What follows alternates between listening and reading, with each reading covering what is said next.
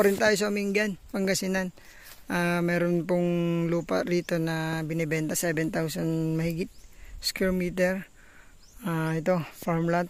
May taniman ng palay. So, tapos along barangay road po daw ito, farm to market road yan. Actually yun, may dinadaanan naman talaga sila doon. So sabi niya, pwede naman daw tanungin kay kapitan kasi binuldoser na daw yan dati.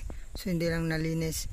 Ngayon, sabi naman ni Kuya talagang dinadaanan po talaga yan na registered barangay road na.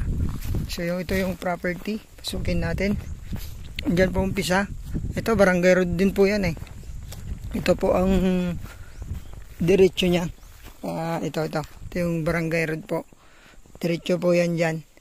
Diretso doon hanggang doon sa mga kabahayan dyan. So ito po yung lupa. Yan po yung start. May muhon po doon. Yan, may muhon dyan. So baka kuha pa yung fish pan na maliit dyan. Yan po. Ang property na 7,000. Pag ano na po. Diretso doon.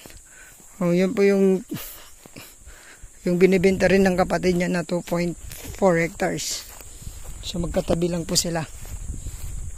Ayan. Ito po yung barangay road. Farm to market road po ito. Ayan yung daan. Pag ganon. So kunting linis lamang po. Talagang ganito dito sa bukid. Pag walang tanim na, hindi na pinilinis. Pero pagka taniman yan, malinis po yung daan na yun. Diyan po kasi sila dumadaan. So pag walang tanim yung iba, dumidiretso na po sa mga walang tanim, so doon na sila dumadaan. Pero sabi naman ni Kuya talaga, ito yung farm to market road dito po sa loob. Sige, pasukin po natin. Yan, may boundary tayo. Ito po yung daan talaga nila yan. So pinapasukan po yan ng mga kuliglig, mga tora-tora. Yan, talagang naisiparit naman yung daan. Yan po yung daan. So ito na po yung property. 7,000 square meter mahigit. Lilim tayo, mainit. Pati cellphone. Hot device kung kuna na. Yan hanggang dyan sa may kubo. Ilang fish pan daw kaya? Hindi na po kasama yan. So pag ganun yung lupa, ma'am sir, pag ganun. Diretso doon sa may mga kahoyan, nandun po yung muhon.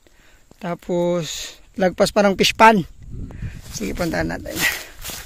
May kubo dito, kambing ba to?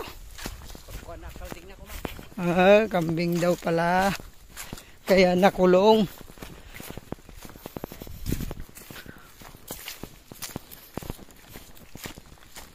Yan, ito po yung sinasabi ko sa inyo, nakaseparate po yung barangay road na nila. And may bahay po dyan. Yun, may maliit siyang fish pan.